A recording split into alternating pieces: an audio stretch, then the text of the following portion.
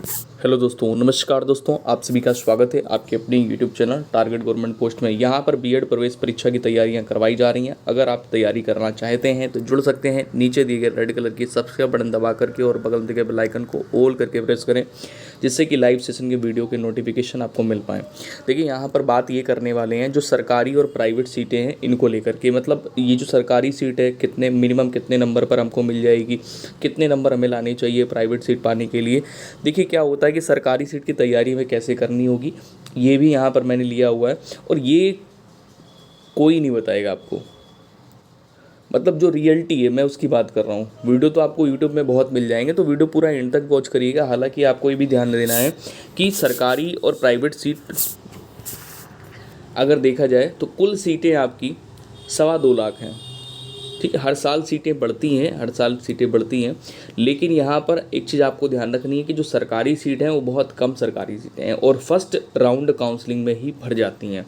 तो first round counselling में पहले तो आपको ये ध्यान रखना है कि हमें अच्छे से तैयारी करनी है। जब तैयारी आपकी अच्छी होगी तो आपकी रैंक अच्छी आएगी। जब आपकी रैंक अच्छी आएगी ना, मतलब रैंक भी कभी कैसे अच्छी आएगी भाई, जब आपके नंबर अच्छे होंगे। तो दोस्तों रैंक जब आपकी अच्छी आएगी तो फिर आप क्या ना फर्स्ट राउंड की जो काउंसलिंग है इसमें आप भाग ले पाओगे, क्योंकि फर्स्ट राउंड में ही सरकारी सीटें सारी फिल हो जाती हैं और कुछ आरक्षित सीटें बचती हैं तो सेकंड राउंड में वो फिल हो जाती हैं। तो ये चीज़ आपको ध्यान रखनी है। मैंने ये इसलिए बताया हुआ है कि आप ये कहोगे कि फर्स्ट राउंड में हमें सरकारी सीट नहीं मिलेगी तो क्या सरकारी सीट हमें सेकंड राउंड में भी नहीं मिलेगी। तो दोस्तों ये बात बिल्कुल सही है, क्योंकि फर्स्ट राउंड में ही सरकारी जितनी सीटें हैं 12,000 प्लस सरकारी सीटें हैं, 12,000 प्लस सरकारी सीटें फर्स्ट राउंड में ही फिल हो जाती हैं। ठीक है, तो यहाँ पर देखिए क्या है कि सरकारी सीट और प्राइवेट सीट में बहुत बड़ा डिफरेंस, क्योंकि यहाँ पर सरकारी सीट की जो फीस है वो मात्र दोस्तों 7,000 रुपये है। मैं सभी जगह की बात नहीं कर रहा हूँ, क्योंकि सरकारी सीट की जो फ़ीस है वो सभी जगह अलग अलग है। वो महिला कॉलेजों में अलग अलग है, और जो महिला कॉलेज नहीं है जिसमें सभी प्रकार के विद्यार्थी वहाँ से बीएड कर सकते हैं, तो उनकी भी फीस 7,000 भी है, 7,500 भी है, 12,000 भी है, 12,500 भी है। ठीक है, कहीं कहीं पे 10,000 भी है, कहीं पे 5,000 भी फीस है। तो सभी की देखिए क्या है कि जो एडेड कॉलेज है उनकी फ़ीस अलग अलग है, सेम नहीं है। लेकिन प्राइवेट कॉलेजों की जो फ़ीस है वो निर्धारित है। हालाँकि इस बार कमी तो आई है, आपके एंट्रेंस एग्ज़ाम की फॉर्म की जो फ़ीस है वो तो कम हो गई है। लेकिन दोस्तों यहाँ पर ज़रूरी बात यह है कि जो प्राइवेट कॉलेज की फ़ीस है सभी लोग जमा कर नहीं पाते हैं। पहले क्या होता था, जो SC ST स्टूडेंट होते थे SC ST कैटेगरी के, तो इनके लिए ये था कि ये ज़ीरो फीस में एडमिशन अपनी जो है ना अपनी सीट सुनिश्चित करा लेते थे। एडमिशन इनका ज़ीरो फीस में हो जाता था। जब स्कॉलरशिप आती थी तो ये लोग इनकी जो है ना फ़ीस भी आती थी, तब ये अपने कॉलेज में अपनी फ़ीस भी जमा कर देते थे। ठीक है, तो ये इनको बेनिफिट मिल जाता था कि ज़ीरो फीस में इनका एडमिशन हो जाता था SC ST वालों को। ठीक है, तो ये आपकी कोविड के चक्कर से बंद कर दिया गया था।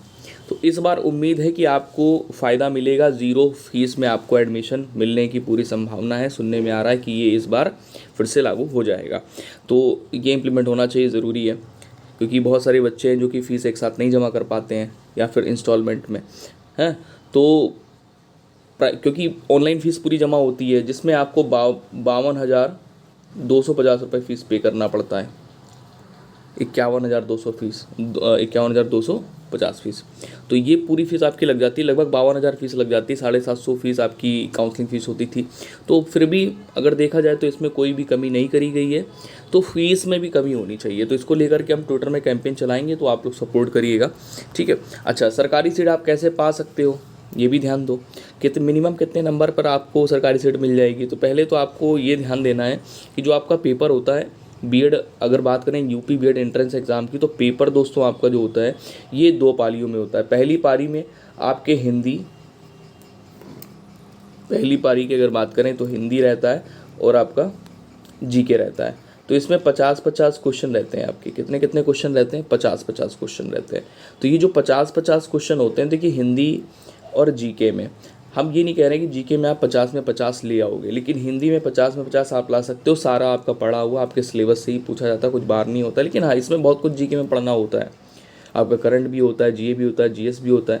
तो फिर यहाँ पर क्या है ना कि आपको ये ध्यान देना है कि हिंदी में आपको फर्स्ट पेपर में अच्छी कमांड बनानी है, जिससे कि हिंदी में आप 50 में से आप कम से कम नहीं तो 45 क्वेश्चन तो सही करो लो, 40-45 क्वेश्चन आपके यहाँ पे सही हो जाएंगे, है ना।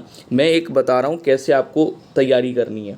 तो आप मान लीजिए कि हिंदी में आपने 40 क्वेश्चन सही कर लिए, हिंदी में आपने 40 क्वेश्चन सही कर लिए, और आपका जो जीके वाला पोर्शन है इसको भी आपने अगर स्ट्रॉन्ग कर रखा है, डेली कंटिन्यू पढ़ रहे हैं, क्योंकि अब आपके पास जो है ना लगभग वही 80 दिन के आसपास रह गए हैं, 80 दिन समझ लो, 75 दिन समझ लो, क्योंकि जुलाई में आपकी परीक्षा होनी है। तो यहाँ पर देखो 40 नंबर आप हिंदी में ले आए, और जीके की अगर बात करेंगे तो जीके अगर अच्छे से आप पढ़ लिए तो 30 नंबर आप ले आओगे, नहीं 30 नंबर तो आप 25 नंबर तो ले ही आओगे, है ना।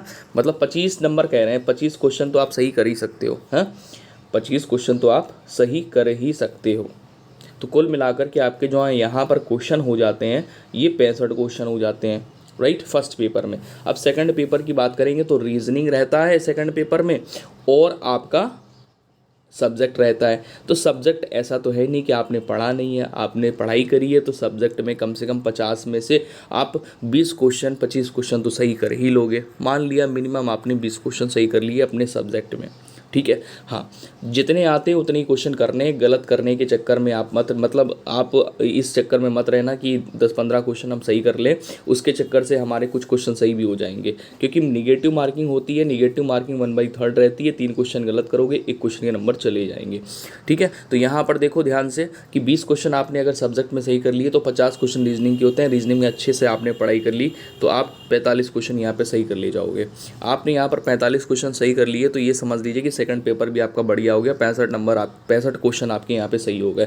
65 क्वेश्चन पहले वाले और दूसरे वाले पेपर में भी 65 क्वेश्चन, कुल मिलाकर के अगर आप देखोगे तो 65 और प्लस 65। मैं ये नहीं कह रहा हूँ कि हिंदी भाई देखो किसी का जीके पोर्शन अच्छा होगा तो हो सकता है जीके में उसके और अच्छे नंबर आ जाएं, क्योंकि क्वेश्चन नंबर ऑफ क्वेश्चन ज़्यादा सही करोगे आप, ठीक है।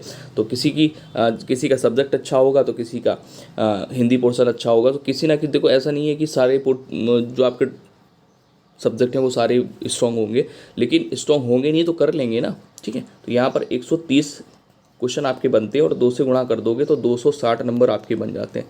तो ये आपको टारगेट लेके ये चलना है कि 250 प्लस आपके नंबर जाने चाहिए। 250 प्लस नंबर जाएंगे तो आपकी रैंक सही बनेगी, रैंक सही बनेगी तो आप फर्स्ट राउंड काउंसलिंग में भाग ले पाओगे। जब फर्स्ट राउंड काउंसलिंग में भाग ले पाओगे तभी आप सरकारी कॉलेज को लॉक कर पाओगे, उसमें आपको जो है काउंसलिंग कराने का मौका मिलेगा, ठीक है। ये चीज़ आपको ध्यान रखनी है, ये चीज़ आपको ध्यान रखनी है, ओके।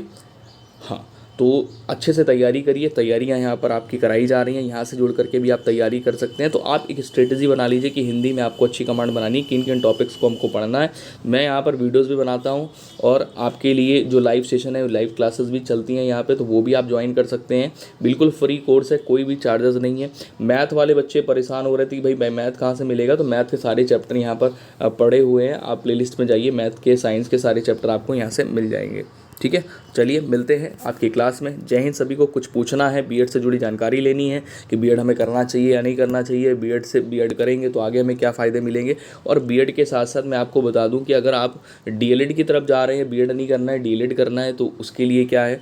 तो चलिए ये भी प्रश्न अगर आपको करनी है तो पूछ लीजिएगा कॉमेंट करके, कुछ भी पूछ लीजिएगा, बीएड से जुड़ी जानकारी आपको यहाँ से मिल जाएगी। जय हिंद।